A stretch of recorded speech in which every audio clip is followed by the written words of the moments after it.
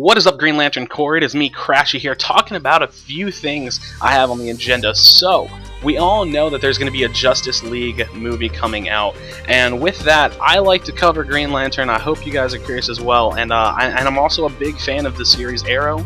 And with that being said, you know Warner Brothers are having a hard time picking the actor for Batman, and that's really going to be a main focus for them lately. But with that being said, who's going to play Green Lantern? Do you think they're going to attempt to get Ryan Reynolds back? And he also has stated a couple times that he's not interested, quoting, "It's just that, working on Green Lantern, I saw how difficult it is to make the concept palatable and how confused it all can be when you don't really know exactly where you're going with it, or you don't really know how to access the world properly. That world comic book fans have been accessing for decades and falling in love with. So at this point, I have very little interest in joining that kind of world, but you know, a great script and a great director can always turn that around." So guys, he may be interested, he may not be interested. There's also some kind of quote that I couldn't find today about him saying he doesn't think he could sell a Green Lantern 2 at all.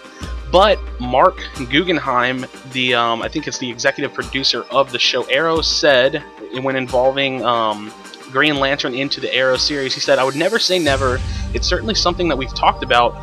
As with all DC characters, we have to figure out a way for those characters to fit within our Arrow universe. But when you consider the importance that Hal Jordan plays in the Green Arrow comics, it's certainly one of those names that we've discussed a great deal. I have Ryan Reynolds' phone number around here somewhere." So he definitely thinks, you know, he's looking to Ryan Reynolds. I personally really liked Ryan Reynolds. I wasn't a huge fan of the film, but it was well done. So with that being said, guys, do you think there's going to be a Green Lantern 2? Do you think we're going to go on ahead and just skip past that, go straight into the Justice League movie?